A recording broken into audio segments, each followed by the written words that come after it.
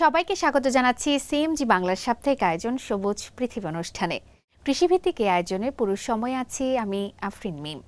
কৃষি উৎপাদন আর পরিবেশ বান্ধব নানা ঘটনার ৭১৭ নিয়ে আমাদের আয়োজন সবুজ পৃথিবী।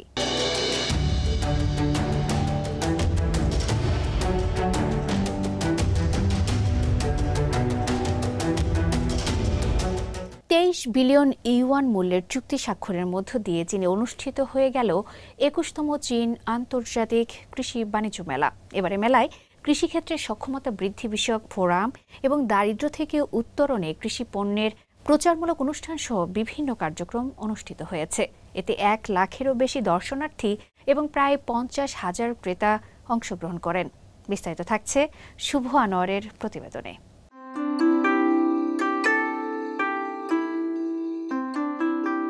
কৃষিখাতে ডিজিটাল প্রযুক্তির ব্যবহারের লক্ষ্যে কৃষি যন্ত্রপাতির নতুন নতুন মডেল অত্যাধুনিক সফটওয়্যার প্রদর্শনের মধ্য দিয়ে সম্প্রতি শেষ হল ২১তম China international agricultural trade fair বা চীন আন্তর্জাতিক কৃষি বাণিজ্য মেলা।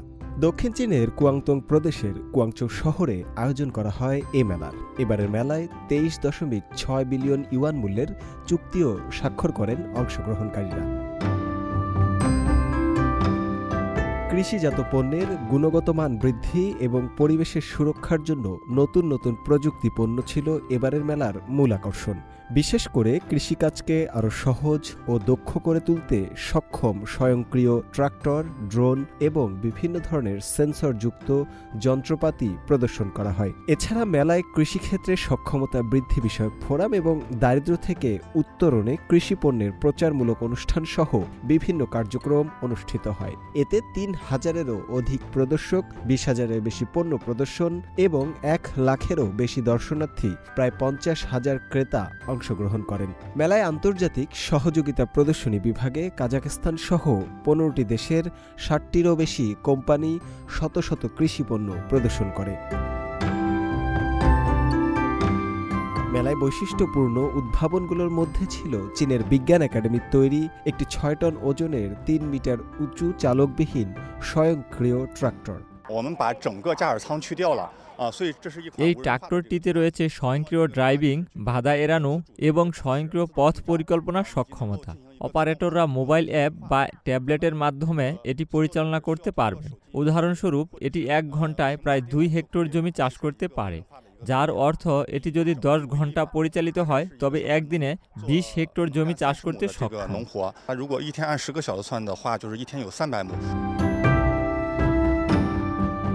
এবারের মেলায় বিভিন্ন ধরনের স্মার্ট কৃষি ব্যবস্থা এবং সরঞ্জামও প্রদর্শিত হয়েছে, যার মধ্যে কিছু কিছু আন্তর্জাতিক বাজারেও প্রবেশও করেছে। এই মেলায় ১২টি কোম্পানি ৪০ ধরনের অত্যাধুনিক কৃষি যন্ত্রপাতি তুলে ধরে। এই যন্ত্রপাতিগুলোর মধ্যে সবচেয়ে আকর্ষণীয় ছিল সম্পূর্ণ বৈদ্যুতিক লন মাওয়ার। এই লন মাওয়ারটি দেখতে অনেকটা ভিন্ন। এর ৬টি চাকা রয়েছে এবং চোখের মতো ২টি হেডলাইটও রয়েছে। সবচেয়ে আশ্চর্যের বিষয় হলো এই লন মাওয়ারটি খুব সহজেই উঁচু নিচু জমিতেও কাজ করতে পারে, এমনকি এক জায়গায় দাঁড়িয়ে ৩৬০ ডিগ্রি ঘুরতেও পারে। এছাড়া এবারের কৃষি বাণিজ্য মেলায় কলেজ শিক্ষার্থীদের উদ্ভাবিত একটি স্বয়ংক্রিয় শাকসবজি রোপণ যন্ত্র প্রদর্শিত হয়েছে, যা রোপণের দক্ষতা বৃদ্ধি এবং শ্রম খরচ কমাতে ডিজাইন করা হয়েছে। এই যন্ত্রটি ক্ষেতের মধ্য দিয়ে চলতে থাকে এবং ৪৫ সেন্টিমিটার দূরত্বে সারি সারি করে চারা রোপণ করতে পারে। যদিও এর গতি ধীর মনে হতে পারে, তবে এর দক্ষতা হাতের কাজের চেয়ে অনেক বেশি। এটি একই সঙ্গে চারা উত্তোলন, রোপণ, ঢেকে দেওয়া এবং ফসলের ধরনের উপর ভিত্তি করে স্পেসিং সামঞ্জস্য করতে পারে। চীন আন্তর্জাতিক কৃষি বাণিজ্য মেলা বর্তমানে একটি বৈশ্বিক মঞ্চ, যেখানে কৃষি খাতে নতুন প্রযুক্তি, উদ্ভাবন এবং অভিজ্ঞতা তুলে ধরা হয়। এবারের ৬৮ও এর ব্যতিক্রম ছিল না। শুভ আনোয়ার, সিএমজি বাংলা। চীনের কুনমিংকে বলা হয় চির বসন্তের শহর, আর সেখানে অর্কিড চাষের ব্যবসাকে নতুন উচ্চতায় নিয়ে গেছেন চীনের তাইওয়ান থেকে আসা একটি পরিবার। বাবা ও ছেলের এই অর্কিড বাগান থেকে বছরে হাজার হাজার অর্কিড রপ্তানি হচ্ছে বিশ্বের বেশ কটি দেশে। শুরুতে একটি দেশে গেলেও এখন কুনমিংয়ের এই পারিবারিক বাগানের অর্কিড যাচ্ছে অন্তত ১২টি দেশের বড় ফুলের বাজারে। বিস্তারিত থাকছে ফয়সল আব্দুল্লাহর প্রতিবেদনে।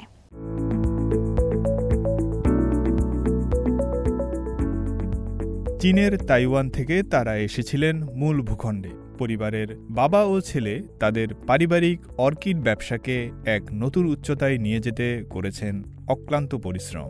দক্ষিণ পশ্চিম চীনের ইউনান প্রদেশের রাজধানী কুনমিংয়ে তারা গড়ে তুলেছেন এক চমৎকার অর্কিডের বাগান। স্থানীয় প্রশাসনের নীতি সহায়তা এবং ফুল চাষের অতুলনীয় সুবিধা কাজে লাগিয়ে এই সাফল্য অর্জন করেছেন তারা। 12 বছর আগে আমি আমার বাবা মায়ের কাজ চালিয়ে যেতে এসেছিলাম। কাজটা ছিল ফ্যানেলপসিস অর্কিড উৎপাদন। ফুল চাষের দিক থেকে কুনমিংয়ের এমন কিছু বিশেষ সুবিধা রয়েছে যা বিশ্বের অন্য কোথাও নেই। 2013-14 সালে আমাদের রপ্তানি ছিল বছরে প্রায় 10 লাখ ইউয়ান এবং উৎপাদনের পরিমাণ ছিল প্রায় 30,000 ফ্যানেলপসিস অর্কিড। এখন আমরা প্রতি 2 সপ্তাহে প্রায় 35,000 অর্কিড উৎপাদন করছি। চির বসন্তের শহর নামে পরিচিত কুনমিং এখন ফুল উৎপাদনের প্রাণবন্ত কেন্দ্র। চীনের তাইওয়ান প্রণালীর উভয় দিক থেকেই উদ্যোক্তাদের আকর্ষণ করে চলেছে শহরটি। চেন তাদের কোম্পানির রপ্তানি বাজারের অসাধারণ প্রবৃদ্ধির কথা তুলে ধরেন। 2012 সালে তাদের একমাত্র রপ্তানি গন্তব্য ছিল ভিয়েতনাম। এখন তাদের বাগানের ফুল যাচ্ছে বিশ্বের 12টি বাজারে। কুনমিংয়ে একটি গতিশীল ব্যবসায়ী পরিবেশ আছে, তাই আমাদের সবসময় নতুন কিছু উদ্ভাবন করতে হয়। এখানে আমরা যা অর্জন করার চেষ্টা করছি তা হল পণ্যের মূল্য সংযোজন এবং গ্রাহকদের পছন্দ অনুযায়ী পণ্য কাস্টমাইজ করার সুযোগ দেয়া।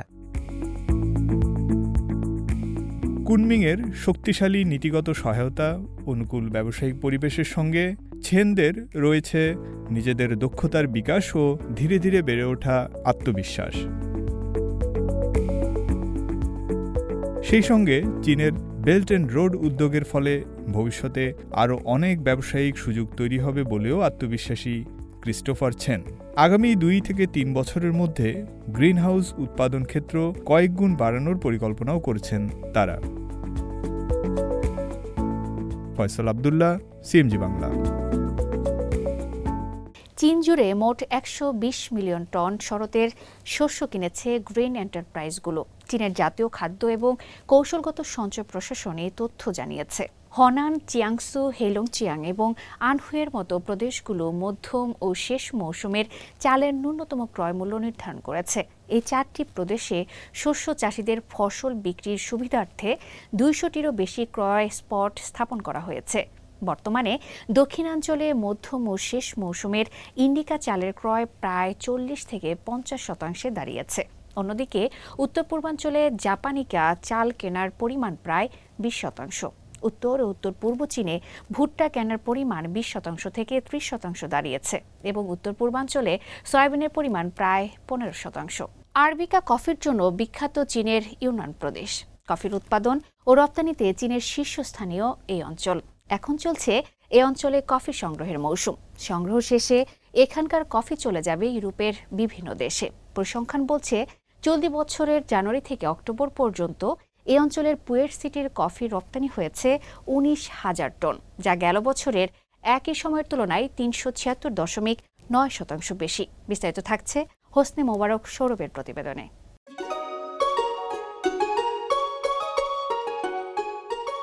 স্টারবাকস ও নেসক্যাফের মতো বিশ্বখ্যাত কোম্পানিগুলো কফি সংগ্রহ করে চীনের ইউনান প্রদেশ থেকে। সবুজ পাহাড়ে ঘেরা প্রদেশটিতে কফির চাষ হয় পাহাড়ের বাঁকে বাঁকে।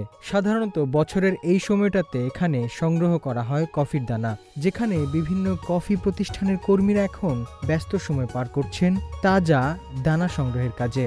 সংগ্রহের পর এই দানাগুলো প্রক্রিয়াকরণ করে তৈরি করা হয় সবুজ কফি বিন।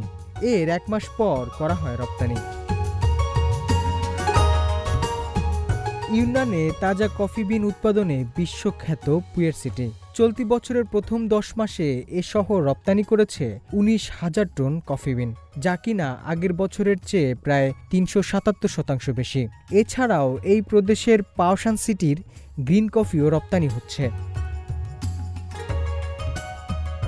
গ্রিন কফি বিনের পাশাপাশি উচ্চ প্রক্রিয়াজাতকৃত কফির রপ্তানিও বেড়েছে। পাওশানের একটি কফি প্রতিষ্ঠানের প্যাকেজিং ওয়ার্কশপে প্রায় 40 টন কফি পাউডার প্যাকেজিং সম্পন্ন হয়েছে এবং তা ইউরোপে পাঠানোর জন্য প্রস্তুত।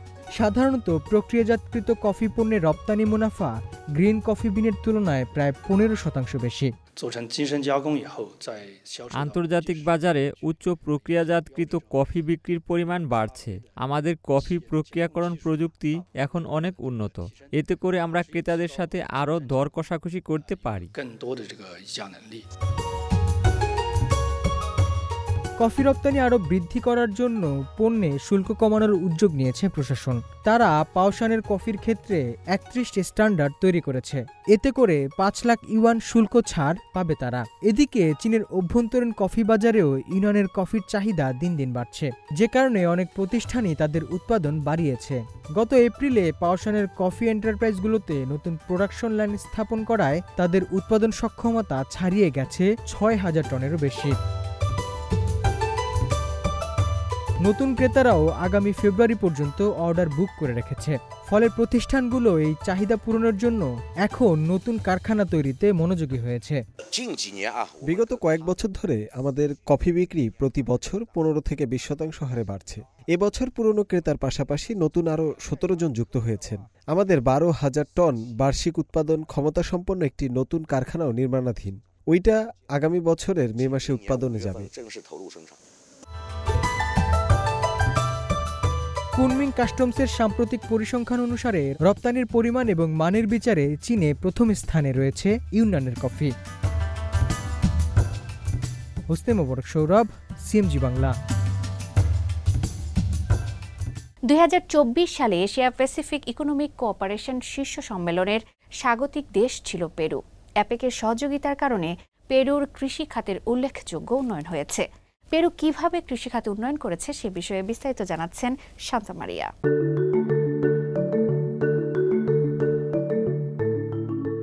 পেরুর একটি নার্সারি, এখানে চারা উৎপাদনের কাজ করা হয়। ছোট ছোট শাখা বাছাইয়ের কাজ চলছে।